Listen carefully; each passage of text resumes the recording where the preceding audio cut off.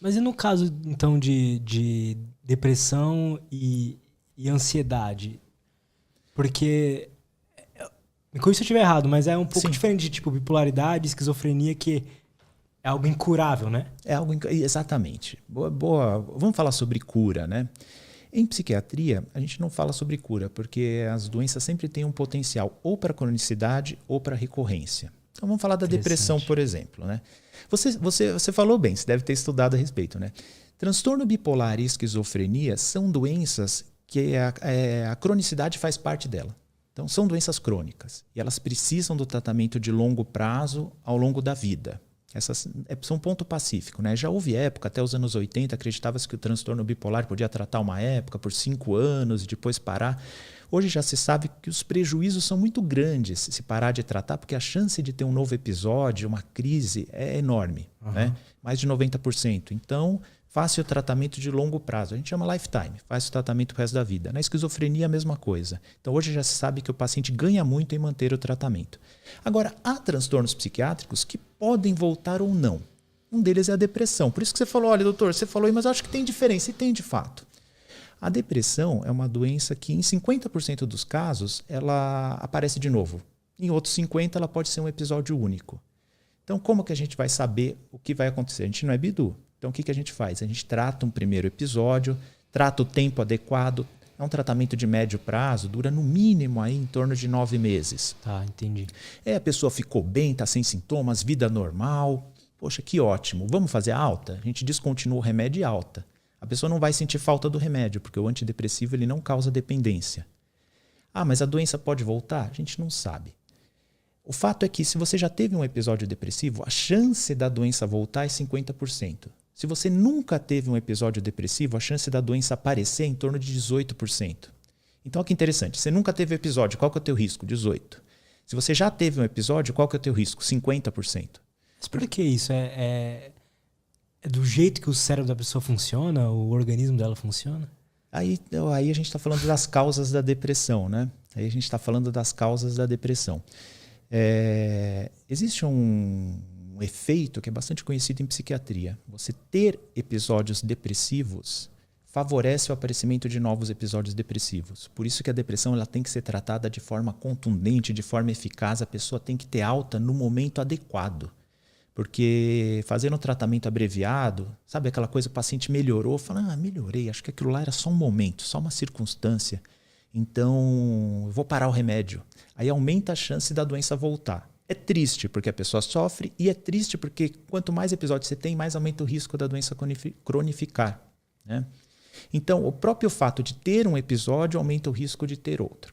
Agora, então, outros fatores quanto às causas. Se você teve um episódio depressivo bem caracterizado, existe uma vulnerabilidade do ponto de vista genético e biológico para você ter o quadro.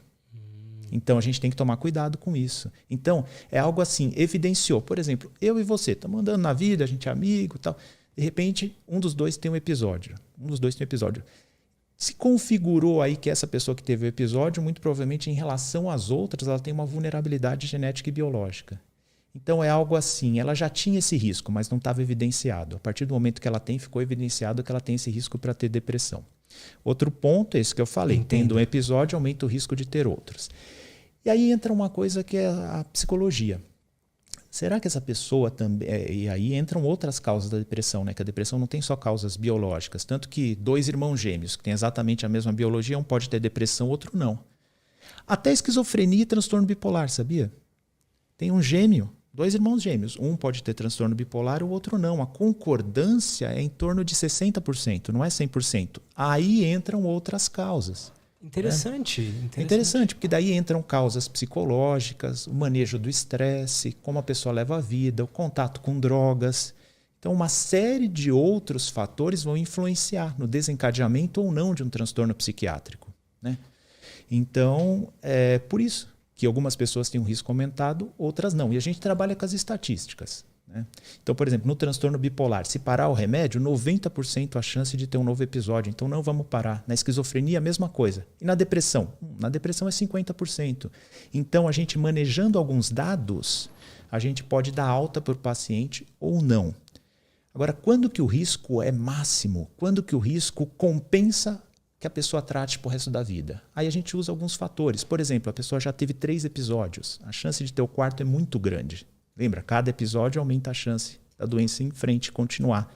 Por exemplo, a pessoa para o antidepressivo, os sintomas voltam, mesmo que leves. Então não vamos parar. Em idosos, por exemplo, a gente tem uma tendência a manter mais o antidepressivo, porque a doença voltar é mais comum nos idosos. Então a gente usa uma série de fatores para determinar o tempo do tratamento. Também não é uma coisa aleatória. Lembra que eu falei das diretrizes? Elas trazem todas essas informações. Entendi. Então, no caso da depressão, por exemplo, a cada episódio que ela vai tendo, fica mais fácil dela ter aquilo futuramente? Exato. Exatamente isso. A cada episódio que a pessoa tem, aumenta o risco dela ter novos episódios. Isso acontece com uma série de coisas em medicina. Por exemplo, dor. Quanto mais episódios de enxaqueca a pessoa tem, mais a chance de voltar a ter. Dor crônica, quanto mais a pessoa sente dor. Tanto que o Dr. Marcelo Calderaro, né, que é um conhecido meu, especialista em cefaleias, dor de cabeça, né, no Hospital das Clínicas, ele fala que o melhor tratamento para dor é não ter dor. Quanto menos dor você tem, menos você fica propenso a sentir dor. Então, acontece uma série de doenças na medicina. Os pesquisadores e tal, vocês profissionais já sabem o porquê isso acontece? Tipo, as chances irem aumentando? Então, isso aí diz respeito a principal hipótese a respeito disso é que quando uma doença se instala no cérebro, né, e aí falando especificamente do sítio do cérebro, algumas vias neuronais elas ficam mais ou menos ativadas. E uma imagem que eu uso para explicar isso é meio que nem fazer uma picada no mato. Quando você faz uma picada no mato com um facão, se aquela via neuronal ela é uma picada no mato, se muitas pessoas passam naquela via lá, toda hora tem alguém passando, cortando, aquilo lá acaba virando um caminho e se sedimentando, né? Se as pessoas não passam naquela via, o mato cobre aquilo lá e deixa de existir aquela via. Então, tanto para o bem quanto para o mal, o nosso cérebro ele aprende as coisas, né? E as vias que deixam de ser usadas ou que ficam mais ativadas nas doenças, quanto mais se repete, mais elas se reforçam.